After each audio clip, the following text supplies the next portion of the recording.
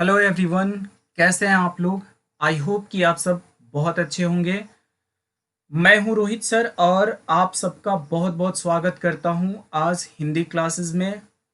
जी हाँ फ्रेंड्स, आज मैं आप सबके लिए हिंदी 100 मार्क्स का ऑब्जेक्टिव क्वेश्चंस जो काफ़ी इम्पोर्टेंट है वो लेकर आया हूँ। लेसन 1 बातचीत, जिसे बालकृष्ण भट्ट ने लिखा है। बालकृष्ण भट्ट एक बहुत ही प्रसिद्ध निबंधकार हैं और उनकी ये कृति है बातचीत। तो चलिए इसके ऑब्जेक्टिव क्वेश्चंस को हम लोग देखते हैं। सबसे पहला क्वेश्चन है कि बालकृष्ण भट्ट का जन्म कब हुआ था। बेहद इंपॉर्टेंट है, आप इसे सुनेंगे और इसे याद करेंगे, आपके एग्जाम के लिए काफ़ी इंपॉर्टेंट है। बालकृष्ण भट्ट का जन्म कब हुआ था? इसका सही जवाब है 23 जून 1844। जी हाँ, 23 जून 1844 को बालकृष्ण भट्ट का जन्म हुआ था। नेक्स्ट प्रश्न है कि बालकृष्ण भट्ट की मृत्यु कब हुई थी। बालकृष्ण भट्ट की मृत्यु कब हुई थी? तो बालकृष्ण भट्ट की मृत्यु 20 जुलाई 1914 को हुई थी। जी हाँ, ये काफ़ी इम्पोर्टेंट प्रश्न है, आप इसे याद करते चलेंगे ताकि आपको कोई दिक्कत ना हो। पहला प्रश्न जो था इनके जन्म से रिलेटेड था कि बालकृष्ण भट्ट का जन्म कब हुआ था। तो इसका सही जवाब है कि बालकृष्ण भट्ट का जन्म 23 जून 1844 को हुआ था। नेक्स्ट अगला प्रश्न जो है, बालकृष्ण भट्ट की मृत्यु कब हुई थी? तो इसका सही जवाब है 20 जुलाई 1914 ईस्वी। नेक्स्ट अगला प्रश्न है कि बालकृष्ण भट्ट के पिता कौन थे। जी हाँ, बालकृष्ण भट्ट के पिता कौन थे? तो बालकृष्ण भट्ट के पिता बेनी प्रसाद भट्ट थे। इसका 4 विकल्प है जिसमें क सही है, बेनी प्रसाद भट्ट। तो आप याद रखेंगे, यह काफ़ी इम्पोर्टेंट है कि बालकृष्ण भट्ट के पिता कौन थे। तो बेनी प्रसाद भट्ट। इस तरह से आप प्रश्न को याद करते चलेंगे। अगला प्रश्न है, चलिए अगला प्रश्न देखते हैं। बालकृष्ण भट्ट की माँ का क्या नाम था? काफ़ी इम्पोर्टेंट प्रश्न है, इसे भी आप याद रखेंगे कि बालकृष्ण भट्ट का माँ का नाम क्या था। तो बालकृष्ण भट्ट की माँ का नाम पार्वती देवी था। जी हाँ, इसका आंसर ख है, पार्वती देवी। आप इसे याद रखेंगे। नेक्स्ट है, बातचीत शीर्षक निबंध के निबंधकार कौन है। बातचीत शीर्षक निबंध के निबंधकार कौन है? काफ़ी इंपॉर्टेंट है, बोर्ड मॉडल क्वेश्चन है, 2009-8 में ये पूछ चुका है, इंपॉर्टेंट क्वेश्चन है। तो इसका सही जवाब है बालकृष्ण भट्ट, यानी घ आंसर इसका सही है, बालकृष्ण भट्ट। नेक्स्ट है, अगले प्रश्न की तरफ चलते हैं। हमारा अगला प्रश्न है कि बातचीत के माध्यम से बालकृष्ण भट्ट क्या बतलाना चाहते हैं। हमारा अगला प्रश्न है, बातचीत के माध्यम से बालकृष्ण भट्ट क्या बतलाना चाहते हैं। तो बातचीत के माध्यम से बालकृष्ण बातचीत की शैली को बतलाना चाहते हैं, यानी इसका सही जवाब क है, बातचीत की शैली। तो आप इसे याद रखेंगे कि बातचीत के माध्यम से बालकृष्ण भट्ट जो है बातचीत की शैली बतलाना चाहते हैं। नेक्स्ट अगला सवाल है, बालकृष्ण भट्ट किस युग के रचनाकार है। काफ़ी इंपॉर्टेंट है, इसे आप जरूर याद रखेंगे कि बालकृष्ण भट्ट किस युग के रचनाकार हैं। तो युग पूछा जा रहा है, तो इसमें आप याद रखेंगे कि भारतेंदु युग। जी हाँ, इसका क आंसर सही है, भारतेंदु युग। ये बालकृष्ण भट्ट भारतेंदु युग के रचनाकार हैं। नेक्स्ट अगले प्रश्न की तरफ हम लोग चलते हैं। हमारा अगला प्रश्न जो है उसे देखते हैं। अगला प्रश्न है, बालकृष्ण भट्ट जी ने किस पत्रिका का संपादन किया। खूब ध्यान से देखेंगे, आप इसे समझेंगे और इसे याद रखेंगे, काफ़ी इंपॉर्टेंट है। तो बालकृष्ण भट्ट जी ने किस पत्रिका का संपादन किया? इसका सही जवाब ख है, यानी बालकृष्ण भट्ट जी ने हिंदी प्रदीप, हिंदी प्रदीप जो इसमें ख आंसर है, हिंदी प्रदीप, ये सही है। बालकृष्ण भट्ट जी ने हिंदी प्रदीप पत्रिका का संपादन किया था। नेक्स्ट अगला प्रश्न है, बालकृष्ण भट्ट जी ने किस शब्दकोश का संपादन किया। इसके 4 विकल्प हैं, अंग्रेजी शब्दकोश, उर्दू शब्दकोश, संस्कृत शब्दकोश और घ में है हिंदी शब्दकोश। तो इसका सही जवाब घ है, हिंदी शब्दकोश। बालकृष्ण भट्ट जी ने हिंदी शब्दकोश का संपादन किया था। नेक्स्ट अगले प्रश्न की ओर चलते हैं। प्रश्न नंबर 10 है, भट्ट जी किस युग के प्रसिद्ध रचनाकार हैं। भट्ट जी किस युग के प्रसिद्ध रचनाकार हैं? इसके 4 विकल्प हैं, तो इसका सही आंसर जो है वो है ख, यानी इसका सही जवाब ख है, भारतेंदु युग। तो इस तरह से आप इम्पोर्टेंट जो क्वेश्चंस है आप उसे याद करते चलेंगे। चलिए अगले प्रश्न की तरफ चलते हैं। 11 नंबर प्रश्न है कि भट्ट जी हिंदी साहित्य के किस विधा के महान रचनाकार थे? भट्ट जी हिंदी साहित्य के किस विधा के रचनाकार थे? तो आप इसे याद रखेंगे, इसका सही जवाब होगा आलोचना। क यानी 11 का क जो है वो सही है। आलोचना साहित्य के विद्या के महान रचनाकार थे। ये आलोचना के महान रचनाकार कहलाए बाल कृष्ण भट्ट। तो इस तरह से आप जो है एक एक करके सभी प्रश्नों को देखते चलेंगे और इसे याद करते चलेंगे। इसके बाद चलिए अगले प्रश्न की तरफ चलते हैं। हमारा अगला प्रश्न है, भट्ट जी किस भाषा के प्रमुख और महान पत्रकार, निबंधकार और आलोचक थे?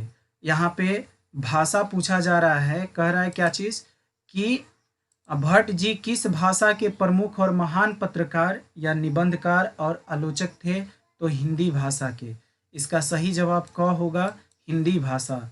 नेक्स्ट अगला प्रश्न है कि भट्ट जी को आचार्य शुक्ल ने अंग्रेजी साहित्यकार से तुलना करते हुए किस श्रेणी में रखा है? क में है शेक्सपियर, ख में है वर्ड्सवर्थ, ग में है एडिसन और स्टील, घ में है शैली। तो इसका सही जवाब ग है, एडिसन और स्टील। तो आप इसे याद रखेंगे, काफ़ी इंपॉर्टेंट है कि भट्ट जी को आचार्य शुक्ल ने किस अंग्रेजी साहित्यकार से तुलना की है? तो एडिसन और स्टील। नेक्स्ट अगला प्रश्न है कि भट्ट जी ने हिंदी साहित्य की किन किन विद्याओं में सृजन कर्म किया है? भट्ट जी ने हिंदी साहित्य की किन किन विद्याओं में सृजन कर्म किया है? तो इसका सही जवाब है घ, उपन्यास विद्या में, कहानी विद्या में, नाटक विद्या में, सभी विद्याओं में। तो इन सभी विद्याओं में उन्होंने सृजन कर्म किया है। तो इसका सही जवाब घ है। चलिए अगले प्रश्न की तरफ चलते हैं। अगला प्रश्न है कि भट्ट जी ने हिंदी साहित्य को क्या दिया? क में है परचिंता की पुष्टि किया, ख में है नए पुराने दोनों का पक्ष लिया, ग में है नवीन धरातल, नवीन दिशा और नया रंग रूप दिया, घ में है अंग्रेजी का अंधानुकरण किया। तो सही जवाब हमारा इसमें ग है।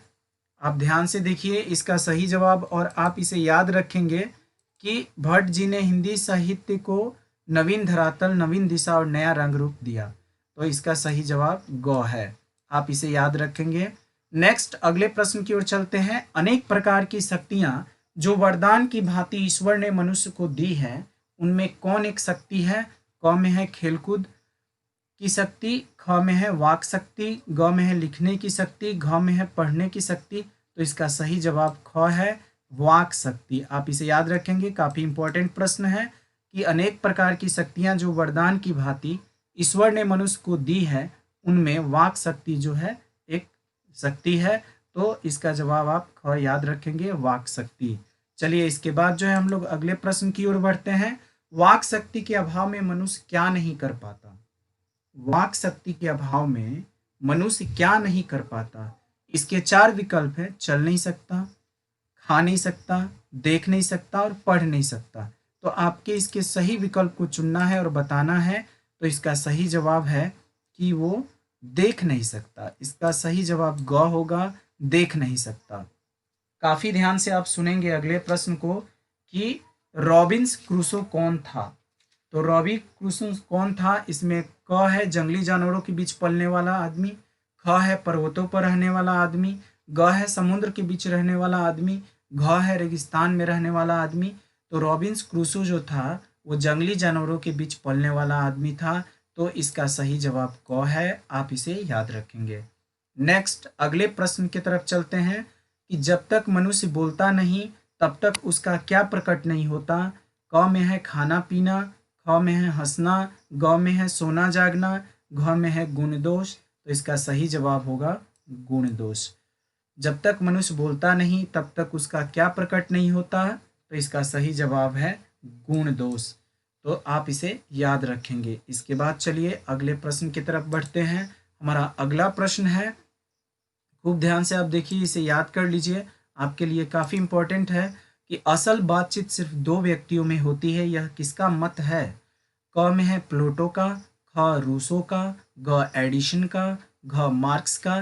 तो सही जवाब है ग एडिशन का। आप इसे याद रखेंगे, एडिशन ने ही कहा था कि असल बातचीत सिर्फ दो व्यक्ति में होती है। ये इसी का मत था, एडिशन का ही, तो आप इसे याद रखेंगे।